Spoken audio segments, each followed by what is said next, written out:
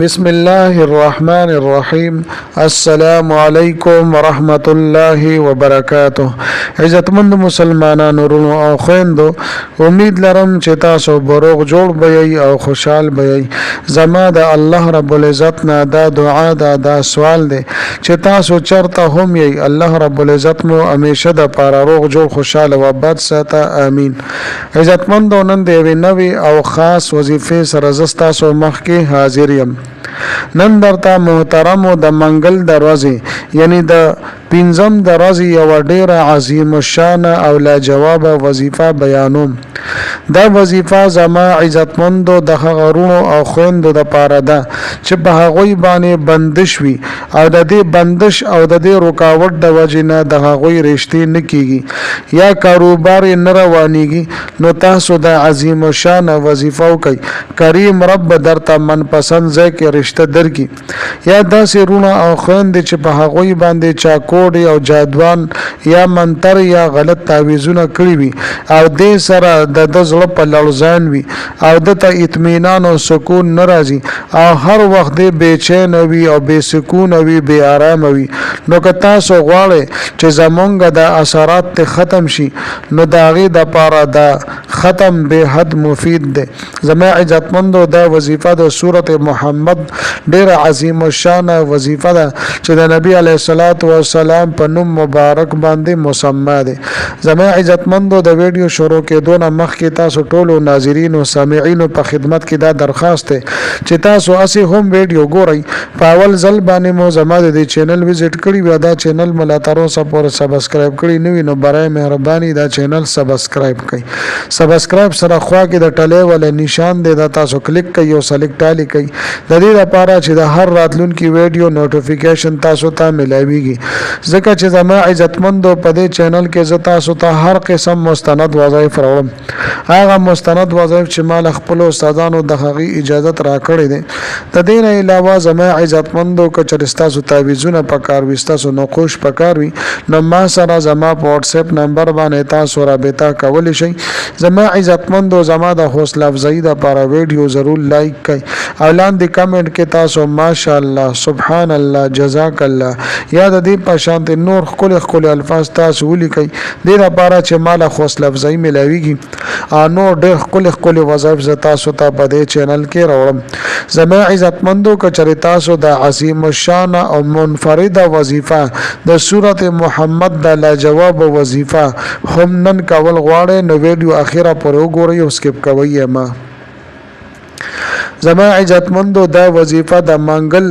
یعنی د پنځم درازي یو ډیره خاص او مجربه وظیفه ده.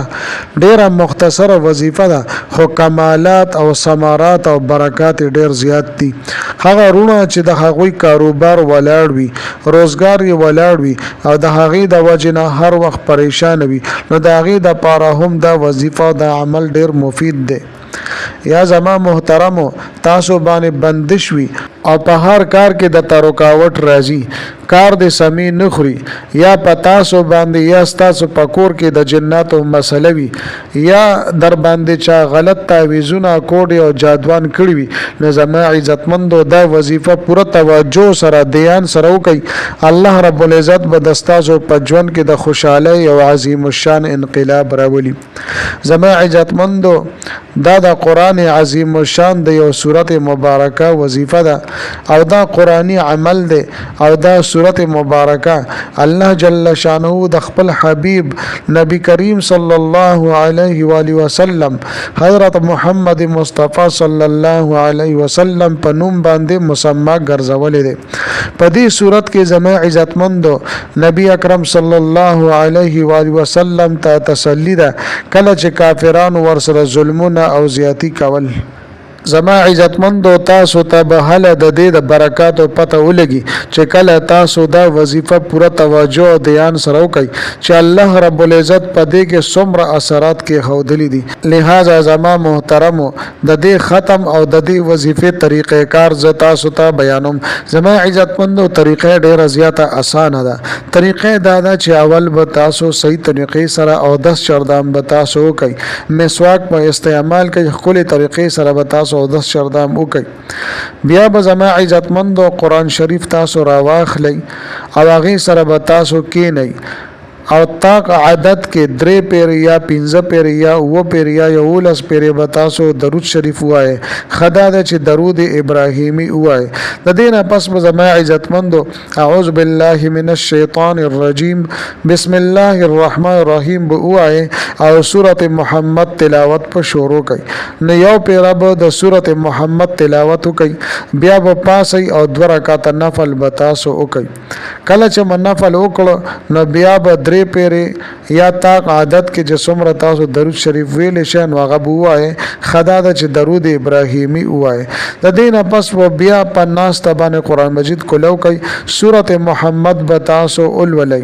کله چې مولستونو بیا به پاسي او 2 رکعات نفل وو کوي کله چې نفل وکړو نو 3 پیره او بیا تاسو درود شریف وایي نو بیا به سوره محمد تلاوت شروع کوي نو زما عزتمندو دې طریقې سره به تاسو و پیره د سوره محمد تلاوت کوي یعنی او ختم بشي او سوار لس رکعاتونه نفل بدا مکمل شي او په اخر کې بیا زما عزتمندو کا اول سر کې مو اول ځل کې تاسو 3 پیر یا 15 پیر یا 9 پیر چې څومره پیر تاسو درود شریف ویلو په اخر کې بیا هغه عمره درود شریف تاسو وایي زما عزتمندو سوره محمد پشپګشتمه پارا کې ده